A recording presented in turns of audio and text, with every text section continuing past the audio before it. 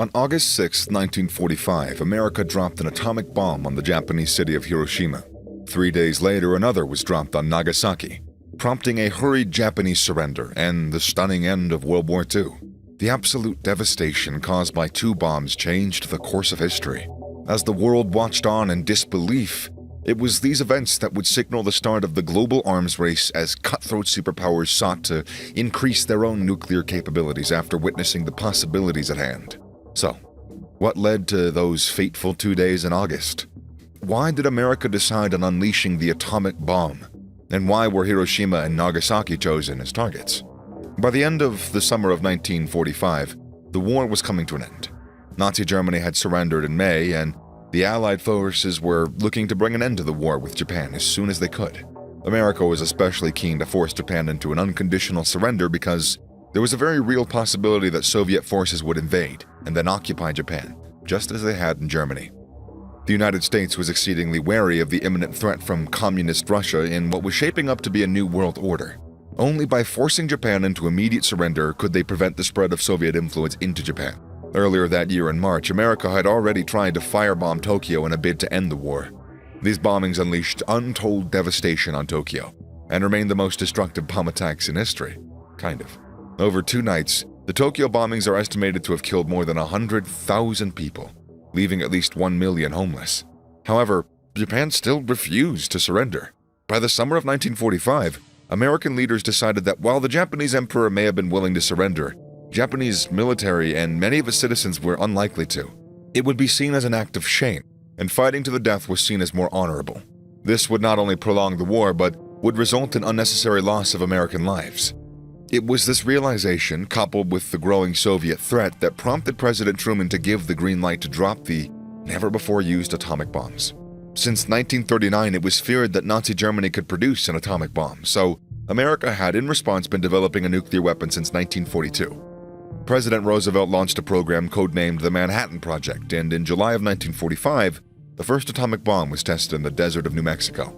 Satisfied that they were ready to go, American military leaders began to look at potential targets in Japan. Tokyo was out. It had already been leveled earlier that year, and besides, any surrender would have to come from the powers that be who resided in Tokyo. Instead, the US turned its attention to other strategic targets that hadn't yet been subject to mass bombings. The choice was narrowed down to 3: Hiroshima, Kokura, and Nagasaki. All were located near Japan's southwestern coastline, and all had yet to be bombarded by heavy bombing. Hiroshima was chosen because of its munition factories and military bases. Its topography also made it ideal for testing the effectiveness of an atomic bomb. Hiroshima was a flat and spread-out city, easily visible from the sea. Another plus for the US was that there was no known Allied prisoner of war camps in the city. The next choice was Kokura, because of its manufacturing and weapon supplying industry, with Nagasaki being the third choice due to its military bases and warship building factories. Kokura was given slight preference because Nagasaki had some Allied prisoner of war camps on its outskirts. However, on August 9th, there was too much cloud cover and smoke from Hiroshima blast to see Kokura clearly. So the US fatefully opted to bomb Nagasaki, some 200 kilometers to the south. On the morning of August 6th, the American B-29 bomber Enola Gay took off from its temporary base on Tinian Island near Guam in the Pacific Ocean. The Enola Gay was equipped with a uranium bomb nicknamed Little Boy. It was a clear summer morning, and the Enola Gay crew had a good view of Hiroshima as they positioned themselves some 9,000 meters above the city. At 9:15, the bomb was released, exploding about 500 meters above the city center. What had once been the city of Hiroshima had soon been reduced to nothing. The impact of the Hiroshima bomb immediately destroyed anything and anyone within the very least a 1.6-kilometer area. The bomb's force was 15 kilotons. That's equivalent to 15,000 tons of TNT, with a temperature of 7,000 degrees Celsius. Anybody near the point of explosion was immediately vaporized. And with the blast came the mass whirlwind of heat and set off thousands of fires across the largely wooden city.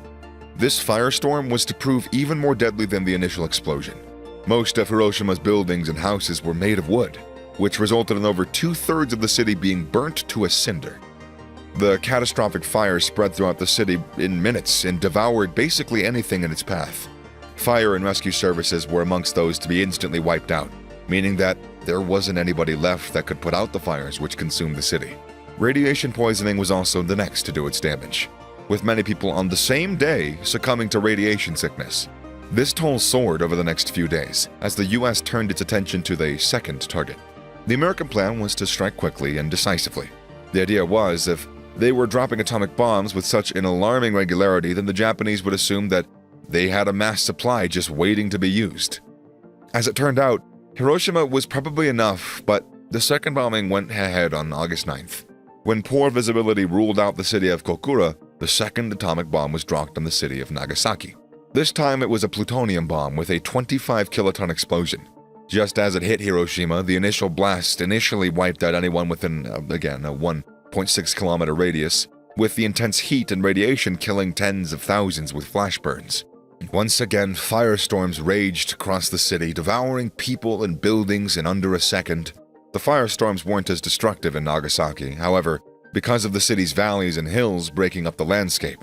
Nevertheless, thousands more in both cities were killed by flying debris, and many were swept up by the pressure waves and literally thrown through the air and catapulted to their death. Within a second of the blast, many were instantly exposed to fatal radiation poisoning, which led to thousands more deaths, starting several days after the initial explosion. The precise number of people killed in each city is really difficult to tally. The destruction caused to hospitals and government buildings, the ensuing chaos, and conflicting records of actual populations make calculating damage arduous. However, we can estimate that at least 140,000 people died in Hiroshima's initial blast, and around 75,000 in Nagasaki.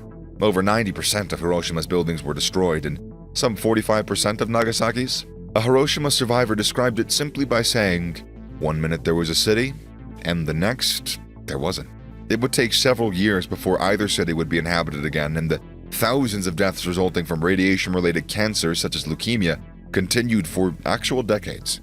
To this day, the Hiroshima and Nagasaki bombings remain the only time that nuclear weapons have been used during an armed conflict. So devastating was their impact that the horrors of the blast continue to serve as something of a deterrent for the use of atomic bombs in the future. Japan's current Prime Minister Fumio Kishida offered a hopeful insight as to how we might remember the bombings when he said, "Japan remains the first and last place on Earth that has experienced the ravages of an atomic bomb." And I don't know about you, but I kind of hope it stays that way.